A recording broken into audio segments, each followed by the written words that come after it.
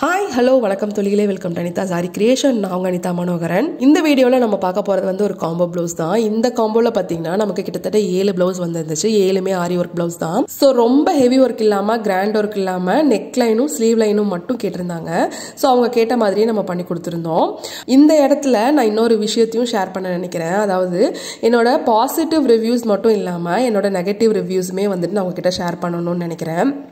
ஏன்னா இது நாள் வரைக்கும், அதாவது என்னோட பிகினிங் ஸ்டேஜில் இருந்து இப்போ ரீசன்ட் டைம்ஸ் வரைக்குமே எனக்கு பெருசாக யாருமே வந்து நெகட்டிவ் ரிவ்யூஸ் வந்து கொடுத்தது கிடையாது. நம்ம மோஸ்ட்லி வந்து நான் எப்படி ஒர்க் பண்ணுவேன் அப்படின்னா, ஹையர் எண்ட் மாடலாக இருந்தாலும் சரி, லோயர் எண்ட் மாடலாக இருந்தாலும் சரி, எந்த ப்ரைஸாக இருந்தாலுமே ஸோ என்னோட ப்ளவுஸுக்கு நான் எப்படி ஒர்க் பண்ணி கொடுப்பனோ அதே மாதிரி தான் வந்து நான் பார்த்து ஒர்க் பண்ணுவேன். நான் பிகினிங் லெவலில் இருக்கும் போது என்கிட்ட ரொம்ப அடித்து பேசுவாங்க. கிட்டத்தட்ட ஒரு 1000 வர்த்துள்ள ப்ளவுஸ் எல்லாமே 650க்குலாம் நான் பண்ணி கொடுத்துருக்கேன்.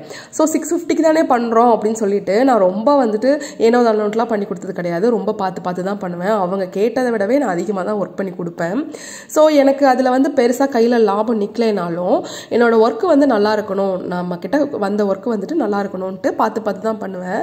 அதனால தான் எனக்கு இந்த அளவுக்கு வந்துட்டு ஒர்க்ஸ் வந்து ரெகுலராக வந்துட்டுருக்கு. ஸோ எனக்கு நெகட்டிவ் ரிவ்யூ அப்படின்னு பார்த்தீங்கன்னா, டு பி ஃப்ராங்க் வந்து யாருமே வந்து கொடுத்தது கிடையாது. எல்லாருமே மோஸ்ட்லி நல்லா இருக்குது அப்படின்ற மாதிரி தான் வந்து சொல்லியிருக்காங்க.